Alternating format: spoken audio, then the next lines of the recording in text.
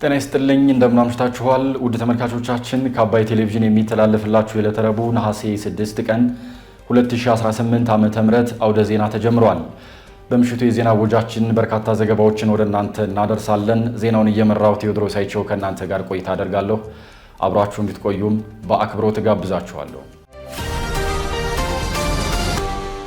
በመጀመሪያው ክፍለ ጊዜ መረጃ ጥንቅር ሰዓታችን የስም ማጥፋት ዘመቻ ተከፍቶብኛል ያለው ስምረት ፓርቲ በትግራይ ለውጥና ሰላም ለማምጣት የሚደረገውን ትግል እንደሚያጠናክር ማሳወቁን፣ በሀገራዊ የምክክር ሂደቱ ውስጥ ቅሬታዎችና ኩርፊያዎች መከሰታቸው የሚጠበቅ ነው ያሉት ፕሮፌሰር መስፍን አርአያ ችግሮች በየደረጃው እየተፈቱ እንደሚሄዱ መግለጻቸውን፣ እንዲሁም ጽምዶ የሚል ጥምረት የፈጠሩት ቡድኖች የኢትዮጵያን ሰራዊት አሸንፈው ወደ ስልጣን መምጣት አይችሉም ሲሉ ጀነራል ባጫ መናገራቸውን የተመለከቱ መረጃዎችን ወደ እናንተ እናደርሳለን። አብራችሁን ቆዩ። የስም ማጥፋት ዘመቻ ተከፍቶብኛል ያለው ስምረት ፓርቲ በትግራይ ለውጥና ሰላም ለማምጣት የሚደረገውን ትግል እንደሚያጠናክር አሳወቀም። የዲሞክራሲያዊ ስምረት ትግራይ ፓርቲ በትግራይ ወቅታዊ የፖለቲካ ሁኔታና የውስጥ ጉዳዮችን አስመልክቶ በሰጠው መግለጫም የህወሓት ቡድን የውጭ ኃይሎች ተልዕኮ አስፈጻሚ በመሆን ትግራይን ምድራዊ ሲኦል እያደረጋት ነው ብሏል። ቡድኑ ከመጀመሪያው ጀምሮ የፕሪቶሪያው ስምምነት እንዳይተገበርና የሰላም ሂደቱ እንዳይጠናከር እንቅፋት እየፈጠረ መቆየቱን ያነሳው ፓርቲው ከዕለታዊ የቡድን ጥቅሞች ውጭ ሌላ ዓላማ እንደሌለው በተግባር አረጋግጧል ሲል ገልጿል። ህወሓት የትግራይን ጥቅም ለማስከበር አይሰራም ያለው ፓርቲው አሁን የሚያካሂደው የጦርነት ግርግር ወደ አዲስ አበባ ለመምጣት እንጂ የትግራይን ጥቅም ለማስከበር እንዳልሆነ በግልጽ አሳይቷል በማለት አብራርቷል። ከፍላጎታቸው ውጪ ወደ ግንባር ግቡ እየተባሉ ያሉ የታጠቁ የትግራይ ወጣቶች ሊካሄድ የታሰበው ጦርነት በትግራይ ህዝብ ጥቅም ላይ ትንሽ እንኳን ፋይዳ እንደሌለው ተረድተው ሁሉንም አማራጮች በመጠቀም ህይወታቸውን ሊታደጉ እንደሚገባ ፓርቲው አሳስቧል። በትግራይ የተፈጠረውን የፖለቲካ፣ የኢኮኖሚ፣ የማህበራዊና የስነ ልቦና ቀውስ በሰላማዊ ትግል ለመፍታት ከሁሉም ለውጥ ፈላጊ ኃይሎች ጋር በጋራ እየታገለ መሆኑን የገለጸው ስምረት ፓርቲ በውስጥና በውጭ የተቀናጀ የስም ማጥፋት ዘመቻ በድርጅቱና በአመራሩ ላይ እየተካሄደ መሆኑን አንስቷል። ፓርቲው ከሌሎች ለውጥ ፈላጊ ኃይሎች ጋር በመሆን የሰላምና ለውጥ ምክር ቤት በማቋቋም እየሰራ መሆኑን ገልጾ ነገር ግን በዚህ የለውጥ እንቅስቃሴ ደስተኛ ያልሆኑ ግለሰቦች የተጀመረውን ጉዞ በማስተጓጎልና በማፍረስ የህዝቡን ስቃይ ለማራዘም አሁንም እየሰሩ መሆኑን ይታወቅልኝ ብሏል። በዚህ የተደበቀ ሂደት በተግባር የተገኙት ጉዳዮች ወደፊት ለህዝቡ ይፋ እንደሚደረጉ ያሳወቀም ሲሆን አመራሮቹና ለውጥ ፈላጊ ድርጅቶች የተጀመረውን የለውጥ ጉዞ ወደ መጨረሻ ለማድረስ እንዲተጉም ጥሪ አቅርበዋል። የፌዴራል መንግስትና ዓለም አቀፉ ማህበረሰብ ለክልሉ አለመረጋጋት ምንጭ ሆኗል የተባለውን ቡድን ለማስወገድና በህግ ፊት ለማቆም የሚደረገውን ትግል እንዲደግፉ ፓርቲው ጥሪ አቅርቧል። በሀገራዊ የምክክር ሂደት ውስጥ ቅሬታዎችና ኩርፊያዎች መከሰታቸው የሚጠበቅ ነው ያሉት ፕሮፌሰር መስፍን አርአያ ችግሮች በየደረጃው እየተፈቱ እንደሚሄዱ ገለጹ። በሀገራዊ የምክክር ሂደት ውስጥ የሐሳብ ግጭቶች ሊኖሩ ቢችሉም ምንም የሚያስፈራ ነገር እንደሌለና በተሻለ መግባባት ላይ በመድረስ ሀገራችንን የተሻለ ሐሳብ ይዞ መውጣት እንደሚቻል የኢትዮጵያ ሀገራዊ ምክክር ኮሚሽን ዋና ኮሚሽነር ፕሮፌሰር መስፍን አርአያ ገልጸዋል። ዋና ኮሚሽነር ፕሮፌሰር መስፍን አርአያ አክለውም አጀንዳዎችን የማጠናቀር ሂደት በተጠበቀው አቅጣጫ እየተከናወነ እንደሚገኝ ተናግረዋል። ከንዑሳን ቡድኖች የመጡ አጀንዳዎች ለ500ዎቹ ተወካዮች መቅረባቸው እንደቀጠለ መሆኑን ዋና ኮሚሽነር ከኢቲቪ ጋር በነበራቸው ቆይታ ተናግረዋል። በእነዚህም 500 ተወካዮች ውስጥ ከሚገኙ መካከል በአራቱ አጀንዳዎች ላይ የቀረቡ አጀንዳዎች በትናንትናው ዕለት ሙሉ ለሙሉ ስምምነት የተደረሰባቸው መኖራቸውንና ዛሬም መቀጠላቸውን ፕሮፌሰር መስፍን አርአያ ጠቁመው ስምምነት ላይ ተደረሰ ማለት 100% ሁሉም ጥቃቅን ጉዳዮች ላይ መግባባት ተፈጠረ ማለት ሳይሆን በአጠቃላይ አቅጣጫውና ሂደቱ ላይ የጋራ መግባባት ተይዟል ማለት ነው ብለዋል። ተሳታፊዎቹ የየራሳቸው ልዩ ጉዳይ በዝርዝር እንዲጠቀስ ፍላጎት ቢያሳዩም አሰራሩ አንዱን ሐሳብ በሌላ ሐሳብ በማጠቃለል አብዛኛውን የሚወክል የጋራ አጀንዳ መፍጠር መሆኑን ዋና ኮሚሽነሩ አብራርተዋል። አሁን ድረስ ከአራት በላይ ቡድኖች ወይም የቴማቲክ ኤሪያ ወይም የአጀንዳ ቡድኖች ሙሉ በሙሉ ሀሳቡን ተቀብለው ተፈራርመዋል። ያ ማለት ግን አሁንም 100% አለቀለት ማለት አይደለም። በማንኛውም ጊዜ የሚስተካከሉ ሀሳባቸውን በማንኛውም ጊዜ ማካተት ይችላሉ። ሌሎቹ ቀሪዎቹ ደግሞ ዛሬ ጠዋትም የሚፈራረሙ ነበሩ፣ ዛሬ ከሰዓት በኋላ የሚፈራረማሉ። ነገ እንግዲህ ተስፋ የምናደርገው አብዛኞቹ ከ8ቱ አብዛኞቹ ወይም ሁላቸው ነገ ተፈራርሞ ይጨርሳሉ ብለን እናስባለን። እንግዲህ ሂደቱ እንደተባለው ቀላል አይደለም፣ አልጋ ባልጋም አይደለም። ምክንያቱም 4000 ተወካዮቻችን ናቸው ከመላው ኢትዮጵያ መጥተው የሚወያዩት። እንግዲህ አንዳንዶች የራሳቸውን ሀሳብ ወደፊት ማምጣት ይፈልጋሉ፣ አንዳንዶች የቡድኖችን ይፈልጋሉ፣ አንዳንዶች የፓርቲዎቻቸውን ይፈልጋሉ፣ የወከሉትን ህዝብም ይፈልጋሉ እና ብዙ ጥያቄዎች አሉ። ዋናው ዓላማ ግን በተደጋጋሚ እንደምንናገረው ይሄ ሀገራዊ ምክክር ጉባኤ ኢትዮጵያን ያማከለ ነው መሆን ያለበት። ኢትዮጵያን ሲያማክል ሁላችንን የሚያየናል። ለምሳሌ የማይኖሪቲ ወይም ደግሞ በቁጥር ያነስን በአንድ ቦታ ላይ ወይም በሌላ ቦታ ላይ ያለን ህዝቦች ካለን በሃይማኖታችን ይሁን በማንነታችን ይሁን በመሳሰሉ ጥያቄዎች የእኛ ጥያቄዎች በጋራ ሆነ ይገባሉ። አሁን አንዳንድ ጊዜ የሚነሱ ጥያቄዎች ምንድን ነው? በስም እንጠቀስ ነው። በስም እንጠቀስ ከሆነ ጠቅሰን አንጨርሰውም። ግን መብት ከሆነ እና የእውቅና ጥያቄ ከሆነ ለምሳሌ ማይኖሪቲ ወይም በቁጥር እስካሁን ጥሩ አማርኛ ስለሌለውን የማይኖሪቲ የሚለው ቃል ወይም በቁጥር ማነስን በተመለከተ ከሆነ ሁላችንም ሳንረሳ የሁላችንም መብቶች መከበር መቻል አለባቸው። የሁላችንም ማንነቶች እውቅና ሊሰጣቸው ይገባል። ስለዚህ ጠቅለል እናርገው፣ ዝርዝር እናርገው፣ ያንቺም የኔም የሱም የነሱም ይግባ ወይስ ሁላችንም በሚመለከት መንገድ እናስቀምጠው የሚለው በተወሰነ ደረጃ እዚህም እዛም ሰጣ ገባዎች ነበሩ። አንዳንድ መሰረታዊ የሆኑ የሚነሱ ጥያቄዎች እንደገና ወደ 500 እየሄዱ ወደ አጠናቃሪዎቹ እየሄዱ በደንብ እየተብራሩ እና እየተብላሉ ነው የሚገኙት።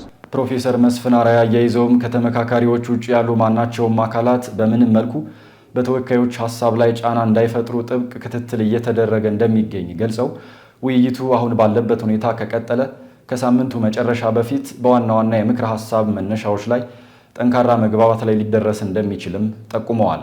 በመሃል ጥያቄ የሚነሳባቸው ጉዳዮች ካጋጠሙ ግን ተመካካሪዎች በራሳቸው በመረጧቸው የክልል ጉባኤ አጣሪዎች፣ ሽማግሌዎችና የቅሬታ ኮሚቴ ሰሚ በኩል ቀርበው ተገቢ መፍትሄ እንዲሰጣቸው ኮሚሽኑ ማሳወቁም ይታወሳል።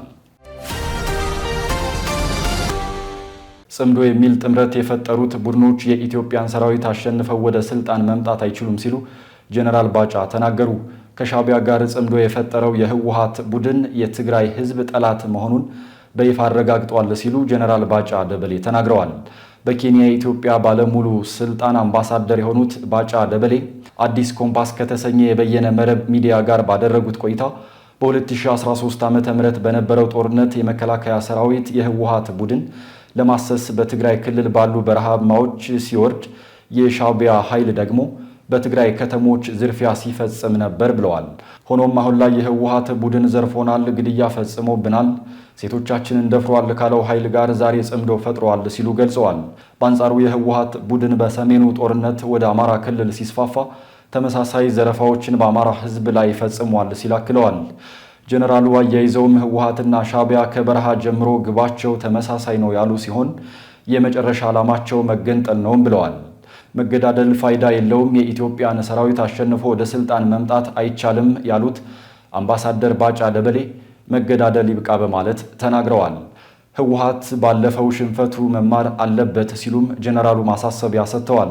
ህወሓት ሻዕቢያን በዝርፊያ በግድያና ሴቶችን በመድፈር ለተባበሩት መንግስታት ጭምር ክስ አቅርቧል ያሉት አምባሳደር ባጫ ደበሌ ሆኖም አሁን ላይ ጽምዶ በመፍጠር መሰረቱን አጥቷል ሲሉ ገልጸዋል። ይህም በትግራይ እናት ቁስል ላይ አሲድ መጨመር ነው በማለት ያነሱት ጀነራሉ በዚህም ከትግራይ ህዝብ ልብ ወጥቷል፣ የወጣቱና የምሁራኑ ድጋፍም አጥቷል ብለዋል። ዳግም ለጦርነት ዝግጅት በማድረግም ህዝቡ ድጋፉን ነስቷቸዋል ሲሉ ገልጸዋል። ህወሓት በአሁኑ ሰዓት ጠመንጃ ይዞ ብቻውን ቆሟል፣ ለዚህም የዘረፈውን ገንዘብ ይዞ ወደ ሻዕቢያ ተጠግቷል በማለት አብራርተዋል። የተወደዳችሁ ተመልካቾቻችን እየተከታተላችሁ ያላችሁት ከአባይ ቴሌቪዥን የአውደ ዜና የመረጃ ጥንቅር ሰዓታችን አሁንም ቀጥሏል። ወደ ሁለተኛው ዙር ጥንቅራችን ስናልፍ ደግሞ በወልቃይት ጠገዴ ሰቲት ሁመራ ዞን የሚኖሩ የትግራይ ተወላጆች በተመለከተ በአማራ ክልል ፖሊስ ኮሚሽን የተጻፈ ነው በሚል ሐሰተኛ ደብዳቤ እየተሰራጨ መሆኑ መዘገቡን እንዲሁም ከ6 ሚሊዮን ብር በላይ የሚገመት የተሽከርካሪ ዕቃዎችን በመስረቅ የተጠረጠሩ 7 ግለሰቦች በቁጥጥር ስር መዋላቸውን ጨምሮ ሌሎች ዜናዎችን ዘነበ ህሉፍ እንደሚከተለው ይዟል። አብራችሁን ቆዩ። በወልቃይት ጠገዴ ሰቲት ሁመራ ዞን የሚኖሩ የትግራይ ተወላጆችን በተመለከተ በአማራ ክልል ፖሊስ ኮሚሽን የተጻፈ ነው በሚል ሐሰተኛ ደብዳቤ እየተሰራጨ መሆኑ ተዘገበ። የአማራ ክልል ፖሊስ ኮሚሽን ለወልቃይት ጠገዴ ሰቲት ሁመራ ዞን ፖሊስ መምሪያ በዞኑ የሚኖሩ የትግራይ ተወላጆች ላይ የተለያዩ ቁጥጥሮች እንዲደረጉ በደብዳቤ አዟል በሚል በማህበራዊ ሚዲያዎች ሐሰተኛ መረጃ የተዘዋወረ መሆኑን አሚኮ እውነታ ማጣሪያ ዘግበዋል። ነገር ግን ይህ ደብዳቤ የሐሰት መሆኑን በተለያየ መንገድ ማረጋገጥ መቻሉን ዘገባው አመልክቷል። የመጀመሪያው ማረጋገጫ የአማራ ክልል ፖሊስ ኮሚሽን ስያሜውን ወደ አማራ ክልል ፖሊስ ዋና ጠቅላይ መምሪያ ከቀየረ መቆየቱ መሆኑን ያመለከተው ዘገባው ሐምሌ 30 2018 ዓ.ም እንደተጻፈ የሚገልጸው ይህ ደብዳቤ ግን የተቋሙን የቀድሞ ስም የሚያሳይ ነው ብሏል። ይህም ደብዳቤው የፖሊስ መምሪያው ላለመሆኑ ማሳያ መሆኑ ተገልጿል። ሌላው የመረጃው ሐሰተኝነት ማረጋገጫ ደግሞ ደብዳቤው ላይ ፈርመዋል ተብሎ ስማቸው የተጠቀሰውና የመረጃና ክትትል መምሪያ ኃላፊ የተባሉት መንገሻ አውራሪስ ተቋሙን ከለቀቁ ዓመታትን ማስቆጠራቸው መሆኑ ተገልጿል። ስለሆነም በማህበራዊ ሚዲያ የተሰራጨው መረጃ ከእውነት የራቀና አሳሳች መሆኑን ዘገባው አመልክቷል። ከ6 ሚሊዮን ብር በላይ የሚገመት የተሽከርካሪ ዕቃዎችን በመስረቅ የተጠረጠሩ 7 ግለሰቦች በቁጥጥር ስር ዋሉ። የአዲስ አበባ ፖሊስ ዋና መምሪያ በነፋስ ስልክ ላፍቶ ክፍለ ከተማ የተበራከተውን የመኪና ዕቃ ስርቆት ወንጀል ለመከላከልና ወንጀል ፈጻሚዎችን በቁጥጥር ስር ለማዋል በጥናት ላይ የተመሰረተ ክትትል ሲያደርግ መቆየቱን አስታውቋል። አንድ ወር ከ15 ቀን በተደረገ ክትትል በክፍለ ከተማውና በሌሎች ክፍለ ከተሞች የመኪና ዕቃ ሲሰርቁ የነበሩ 5 ወንጀል ፈጻሚዎችና የተሰረቀ የመኪና ዕቃ የሚገዙ 2 ተቀባዮች ፖሊስ ይዞ ምርመራውን አጠናክሮ መቀጠሉን የዋናው መምሪያ አዛዥ ኮማንደር አራጌ ሸቴ ገልጸዋል። የተያዙት 5 ግለሰቦች የመኪና ዕቃ ስርቆት ላይ አተኩረው ወንጀል ሲፈጽሙ እንደነበር እንዲሁም 2 ግለሰቦች የተሰረቀውን የመኪና ዕቃ ሲገዙ እንደነበር ፖሊስ በበቂ ማስረጃ ማረጋገጡን ተከትሎ ወንጀል ፈጻሚዎቹን በቁጥጥር ስር እንደዋላቸው አዛዡ ገልጸዋል። ወንጀል ፈጻሚዎቹ በንፋስ ስልክ ላፍቶ ክፍለ ከተማ በተለያየ ቀንና ቦታ ከሌሊቱ 7 ሰዓት እስከ 10 ሰዓት ባለው ጊዜ የወንጀል ድርጊቱን መፈጸማቸውን ፖሊስ ምርመራ ማረጋገጡን ገልጿል። ተጠርጣሪዎቹ ላይ 11 የምርመራ መዝገብ እንደተደራጀባቸውና በሸገር ሲቲ ከተማ መልካኖኖ ወረዳ ልዩ ቦታው አንፎ ተብሎ በሚጠራው አካባቢ የተሰረቀ የመኪና ዕቃ ሲረከቡ የነበሩት ግለሰቦች ሱቅ ላይ በሕግ አግባብ በተደረገ ብርበራ የተሽከርካሪ ጌጅ፣ ስፖኪዮ፣ ዳሽቦርድ፣ ፎቶኮፒ ማሽን፣ ኮምፒውተርና ወንጀሉን ለመፈጸም የሚጠቀሙበት 3 ህገወጥ ሽጉጥ ከመሰሉ 2 ጥይት ጋር መቁረጫ ከተሮች ተሽከርካሪዎች መገኘቱን ኮሚሽነር አራጌ ሸቴ ገልጸዋል። በምርመራ ማስፋት ስራም ከ11 የምርመራ መዝገብ በተጨማሪ በቦሌ ለሚኩራ፣ የካ፣ አቃቂና ቂርቆስ ክፍለ ከተማ 10 በድምሩ 21 የምርመራ መዝገብ ተደራጅቶባቸው ክስ ለመመስረት በሂደት ላይ እንደሚገኝ ተገልጿል። እነዚህ ወንጀል ፈጻሚዎች በቁጥጥር ስር ከዋሉ ጀምሮ በክፍለ ከተማው ይስተዋል የነበረው የመኪና ዕቃ ስርቆት በእጅጉ መቀነሱን ኃላፊው ገልጸዋል። የመኪና ዕቃ የተሰረቀባቸው ግለሰቦች ንፋስ ስልክ ላፍቶ ክፍለ ከተማ ዋና ፖሊስ መምሪያ በመቅረብ ንብረታቸውን መምረጥ እንደሚችሉ መልእክት መተላለፉን ከአዲስ አበባ ፖሊስ ያገኘነው መረጃ ያመለክታል። የየመን ሁቲዎች በግብጽ የጭነት መርከብ ላይ በፈጸሙት አዲስ ጥቃት 6 ሰዎች ሲገደሉ ሌሎች 10 የሚሆኑ መቁሰላቸው ተዘገበ።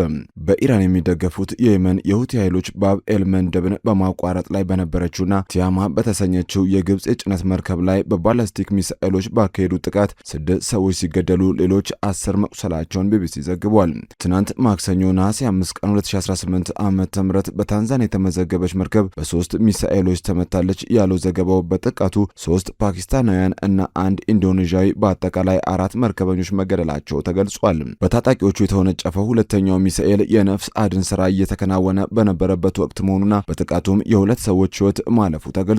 መርከቧ የምግብ ቁሳቁሶችን ጭና በመቅዘፍ ላይ የነበረች መሆኑ የተገለጸ ሲሆን ሁቲዎች በበኩላቸው መርከቧ የሳውዲ ወታደራዊ ቁሳቁሶችን ጭና ነበር ሲሉ ለጥቃቱ ኃላፊነቱን ወስደዋል ተብሏል። ይህ ጥቃት የካቲት 1 ቀን 2018 ዓ.ም በአሜሪካ እስራኤልና በኢራን መካከል መካከል ጦርነት ከተቀሰቀሰ ወዲህ በሁቲዎች የንግድ መርከቦች ላይ በተፈጸሙ ጥቃቶች የሰው ሕይወት ሲያልፍ ለመጀመሪያ ጊዜ መሆኑን ዘገባው አመልክቷል። ጥቃቱ ሁቲዎች በሳውዲ አረቢያ ላይ ያነጣጠረ አዲስ የባህር ላይ እገዳና ጥቃት በከፈቱበት ወቅት የተከሰተ ሲሆን ቀይ ባህርን ከኤደን ባህረ ሰላጤ ጋር የሚያገናኘው ዋና የባህር ንግድ መስመር በሆነው ባበል ኤልመንደብ በኩል በሚደረጉ የመርከቦች እንቅስቃሴ ላይ ተጨማሪ ስጋትን ፈጥሯል። በቀጠናው የተፈጠረው አለመረጋጋት እየተባባሰ በመጣበት በዚህ ወቅት ሁቲዎች በቀይ ባህር በኩል የሚያልፉ የሳውዲ መርከቦችንና የነዳጅ ማከማቻዎችን ማጥቃት መጀመራቸው ተገልጿል። በዝርዝር ወደ ያዝነው መረጃ ስናልፍ ኢራን ከአሜሪካ ጋር በነበረው ጊዜያዊ የሰላም ስምምነት ላይ ምንም አይነት ለውጥ አለመኖሩን አሳወቀች። ሁለቱ ሀገራት የደረሱበት ጊዜያዊ ስምምነት ወደ ዘላቂ መፍትሄ እንዲሸጋገር የተደረጉ ጥረቶችና የዲፕሎማሲ ንግግሮች የሚጠበቀውን ውጤት ሊያስገኙ አልቻሉም ተብሏል። በአሜሪካና ኢራን መካከል ባሉ ዋና ዋና የፖሊሲና የደህንነት ጉዳዮች ላይ አሁንም ከፍተኛ ልዩነቶች እንደቀጠሉ ይገኛሉ። ዘሩፋኤል ሀብታሙ በመካከለኛው ምስራቅ ያለውን ጦርነት በዘላቂነት ለማቆም የሚደረገው ጥረት በኢራንና በአሜሪካ መካከል ባለው አለመግባባት ምክንያት መፍትሄ ላይ ሳይደረስ አሁንም ሀገራቱ የእርስ በርስ ጥቃቶችን እያስተናገዱ ይገኛሉ።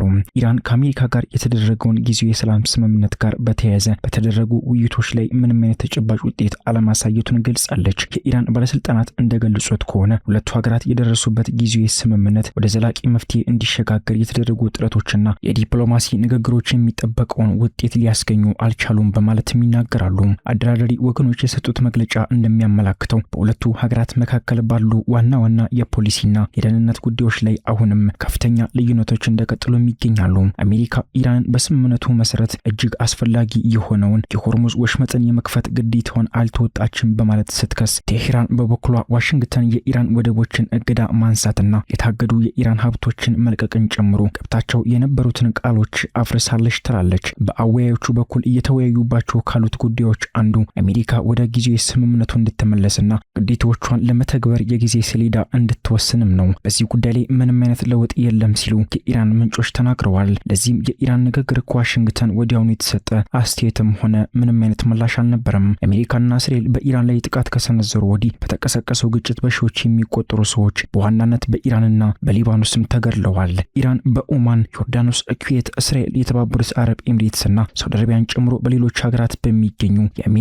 ወታደራዊ ተቋማት እንዲሁም መሰረተ ልማቶች ላይ ጥቃት ሰንዝራለች። የሰኔ ወር ጊዜ የተኩስ አቁም ስምምነት በሁለቱ ወገኖች ስምምነት ሊራዘም የሚችል የ60 ቀናት ጊዜ አስቀምጦ የነበረ ሲሆን በዚያም ጊዜ ውስጥ ኢራንና አሜሪካ የቴህራንን የኒውክሌር ፕሮግራም የሚገድብና የአሜሪካ ማዕቀቦችን የሚያነሳ የመጨረሻ ስምምነት ላይ ይደርሳሉ ተብሎ ተጠብቆም ነበር። የኢራን ምንጭ የፓኪስታን መንግስት ምንጮችን ጠቅሶ ያንን የ60 ቀናት ጊዜ ለማራዘም ተስማምተዋል ሲል የቱርኩ አናዳሉ የዜና ወኪል ያወጣውን ዘገባ ውድቅም አድርገውታል። የማራዘም ወሬ የለም፣ ምክንያቱም ከኢራን አንጻር የተጀመረ ምንም አይነት ጊዜ የለም፣ ስለዚህ የሚራዘም ነገር የለም ሲሉም ተናግረዋል። አሜሪካ ጊዜያዊ ስምምነቱ ከተደረሰ ከ48 ሰዓታት በኋላ አፍርሰዋለች።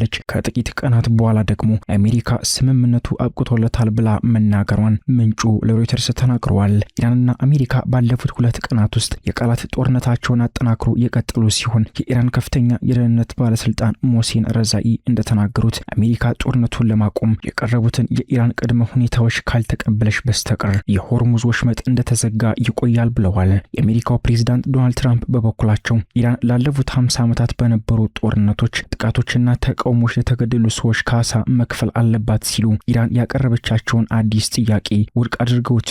ግጭቱ በሙሉ ትራምፕ የማባባስ ዛቻዎችንና የሰላም ስምምነቱ በቅርብ አለ የሚሉ ንግግሮችን ሲያፈራርቁ አሜሪካና ኢራን የእርስ በርስ ጥቃቶችን ሲያስተናግዱም ቆይተዋል።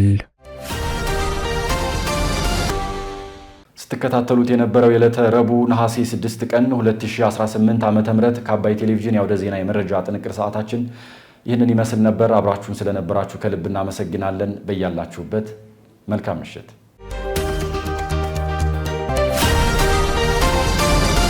ጤና ይስጥልን፣ እንደምናምሽታችኋል ውድ ተመልካቾቻችን። ከአባይ ቴሌቪዥን የነሐሴ 6 ቀን 2018 የቢዝነስና የምጣኔ ሀብት ዘገባዎች ወደ እናንተ የሚቀርቡበት ሰዓት ላይ ደርሰናል።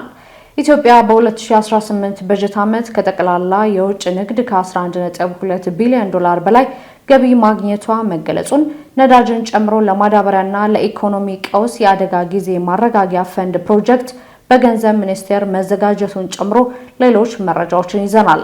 አባይ ቢዝነስን እየመራው ራቢያ ከድር ከናንተ ጋር ቆይታ አደርጋለሁ። አብራችሁን ቆዩ።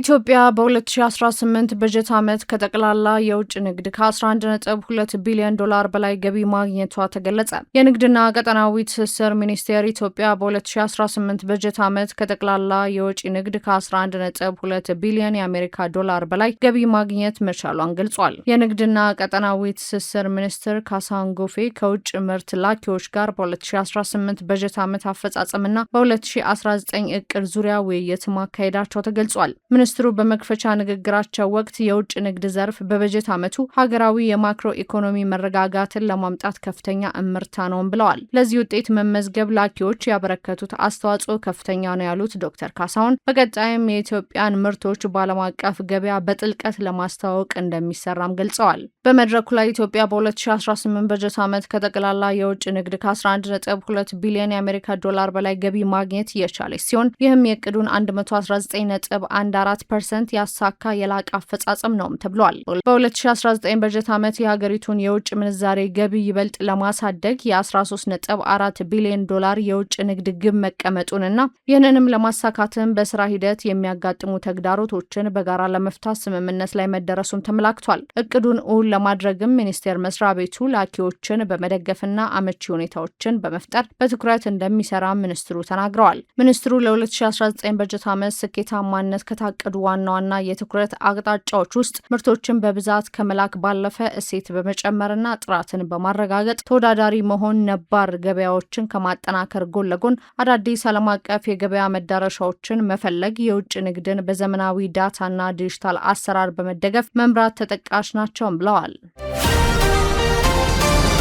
ነዳጅን ጨምሮ ለማዳበሪያና ለኢኮኖሚ ቀውስ የአደጋ ጊዜ ማረጋጊያ ፈንድ ፕሮጀክት በገንዘብ ሚኒስቴር ተዘጋጀ። የገንዘብ ሚኒስቴር በሀገሪቱ የሚከሰቱ የነዳጅ እጥረት፣ የማዳበሪያ አቅርቦት መቋረጥ፣ የኢነርጂ አደጋዎች፣ የንግድ መደናቀፎች፣ የማክሮ ኢኮኖሚ ቀውስ እንዲሁም እንደ ድርቅና ጎርፍ ያሉ የተፈጥሮ አደጋዎች ሲከሰቱ ፈጣን የገንዘብ ድጋፍ ለማድረግ የተዘጋጀ አዲስ የአደጋ ጊዜ ማረጋጊያ ፈንድ ፕሮጀክት ይፋ ማድረጉ ተዘግቧል። ፕሮጀክቱ ኮንተንጀንት ኢመርጀንሲ ሪስፖንስ ፕሮጀክት በመባል የተሰየመ ሲሆን በዓለም ባንክ ድጋፍ የሚተገበር መሆኑን ሪፖርተር ተመልክቼዋለሁ ያለውን ሰነድ ዋቢ አድርጎ ዘግቧል። በሰነዱ መሰረት ፕሮጀክቱ መንግስት በይፋ አስቸኳይ ምላሽ የሚጠይቅ የሀገራዊ ሁኔታ ወይም አደጋ መከሰቱን ሲያውጅ እንዲሁም የብሔራዊ አደጋ ጊዜ መጠባበቂያ እቅድ ትግበራ ሲያስጀምር በስራ ላይ እንደሚውልም ተገልጿል። ይህም አደጋዎች በሚከሰቱበት ጊዜ ሀብትን በፍጥነት ለማንቀሳቀስ፣ አፋጣኝ ድጋፎችን ለማድረግ፣ ጉዳቶችን ለመቀነስና የማገገሚያ ስራዎችን ለመደገፍ የሚያስችል የፋይናንስ ስርዓት የሚከተል ፕሮጀክት መሆኑንም ሰነዱ ያስረዳል።